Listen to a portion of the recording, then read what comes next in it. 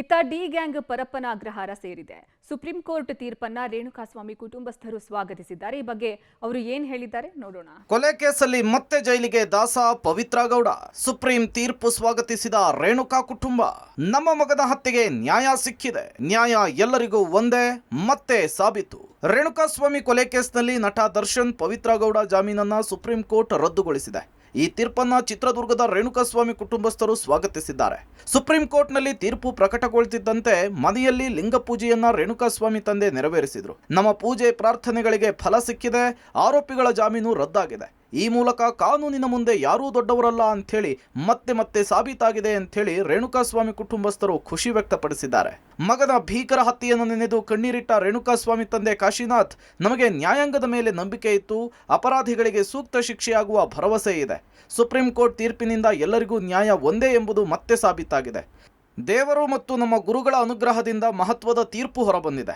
ನಾನು ಸರ್ಕಾರ ನ್ಯಾಯಾಂಗ ವ್ಯವಸ್ಥೆಯನ್ನ ಅಭಿನಂದಿಸ್ತೇನೆ ಅಂತ ಹೇಳಿದ್ದಾರೆ. ಅಲ್ಲದೆ ಸುಳ್ಳು ಸುದ್ದಿ ಹರಡಿಸಬೇಡಿ ಅಂತ ಕೂಡ ಹೇಳಿದ್ದಾರೆ. ಸುಪ್ರೀಂ ಕೋರ್ಟ್ನಲ್ಲಿ ಅವ್ರದ್ದು ರದ್ದಾಗಿದೆ. ಅವ್ರನ್ನ ಅರೆಸ್ಟ್ ಮಾಡಬೇಕಂತ ಆರ್ಡರ್ ಸುಪ್ರೀಂ ಕೋರ್ಟ್ ಮುಂದೆ ಸಾಬೀತಾಗಿದೆ. ನಾವು ಏನಪ್ಪ ಹಿಂಗೆ ನಮಗೆ ನೋವಿನ ಬಗ್ಗೆ ನೋವಿತ್ತು, ನಮಗೇನೋ ಆತಂಕ ಇತ್ತು, ಆದರೂ ಕೂಡ ನಂಬಿಕೆಯೂ ಇತ್ತು. ಆದರೆ ಈ ಸುಪ್ರೀಂ ಕೋರ್ಟ್ ಅದನ್ನು ಫೈನಲ್ ಆಗಿ ಅದು ಮಾಡಿರೋದ್ರಿಂದ ಇನ್ನೂ ಹೆಚ್ಚಿನ ವಿಶ್ವಾಸ ನಮಗೆ ನ್ಯಾಯಾಂಗದ ಬಗ್ಗೆ, ಸರ್ಕಾರದ ಬಗ್ಗೆ ಮೂಡಿದೆ. ನಾವು ಮತ್ತು ಈ ವಿಚಾರದಲ್ಲಿ ಸರ್ಕಾರ ಮತ್ತು ನ್ಯಾಯಾಂಗವನ್ನು ಅಭಿನಂದಿಸ್ತೇವೆ ಮತ್ತು ಅವರಿಗೆ ನಮಸ್ಕಾರ ಹೇಳ್ತೀವಿ. ಜನರಲ್ಲಿ ನಮ್ಮ ಬಗ್ಗೆ ಇದ್ದಾಗ ಇದೊಂದು ವೇಳೆ ತಪ್ಪು ಅಭಿಪ್ರಾಯ ಬರುತ್ತೆ. ಅದರಿಂದ ದಯಮಾಡಿ ಅವ್ರಲ್ಲಿ ಕೈ ಮುಗಿದು ಕೇಳ್ತೀವಿ, ಆ ರೀತಿ ಮಾಡಬಾರ್ದು. ನನ್ನ ಮಗನ ಆತ್ಮಕ್ಕೆ ಶಾಂತಿ ಸಿಕ್ಕಿದೆ. ರೇಣುಕಾಸ್ವಾಮಿ ತಾಯಿ ಕಣ್ಣೀರು. ಸುಪ್ರೀಂ ತೀರ್ಪನ್ನು ಸ್ವಾಗತಿಸಿರುವ ರೇಣುಕಾಸ್ವಾಮಿ ತಾಯಿ ರತ್ನಮಾಲಾ, ಮಗನ ಸಾವಿಗೆ ನ್ಯಾಯ ಸಿಕ್ಕಿದೆ, ಮಗನ ಆತ್ಮಕ್ಕೆ ಶಾಂತಿ ಸಿಕ್ಕಂತಾಯ್ತು ಎನಿಸಿದೆ. ಇಂದು ಒಳ್ಳೆಯ ತೀರ್ಪು ಬಂದಿದೆ ಅಂಥೇಳಿ ಮಗನನ್ನ ನೆನೆದು ಕಣ್ಣೀರಿಟ್ಟಿದ್ದಾರೆ. ಕೋರ್ಟಿಗೆಲ್ಲ ತಲೆ ಬಾಗಲೇಬೇಕು.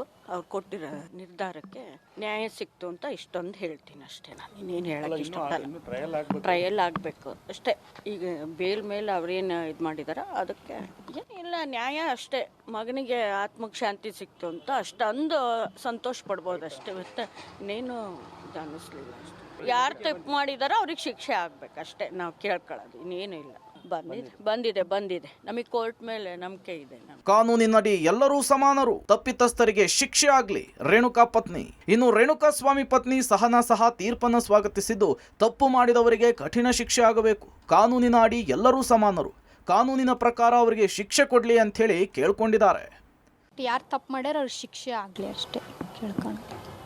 ಕಾನೂನಲ್ಲಿ ಎಲ್ಲರೂ ಸಮಾನವಾಗಿ, ನಮಗೆ ಗೊತ್ತಿಲ್ಲ ಕಾನೂನಲ್ಲಿ ಏನು ಕೊಡ್ತಾರಂತ ಗೊತ್ತಿದ್ದಿಲ್ಲ. ಯಾರು ತಪ್ಪು ಮಾಡ್ಯಾರ ಅವರಿಗೆ ಆ ಕಾನೂನಲ್ಲಿ ಏನು ಕೊಡ್ತಾರ. ಒಟ್ಟಾರೆ ಚಿತ್ರದುರ್ಗದ ರೇಣುಕಾಸ್ವಾಮಿ ಹತ್ಯೆಗೆ ಸುಪ್ರೀಂ ಕೋರ್ಟ್ ಸಮ್ಮತ ನ್ಯಾಯವನ್ನು ಒದಗಿಸಿದ್ದು, ತೀರ್ಪನ್ನ ರೇಣುಕಾ ಕುಟುಂಬಸ್ಥರು ಸ್ವಾಗತಿಸಿದ್ದಾರೆ. News desk, public TV.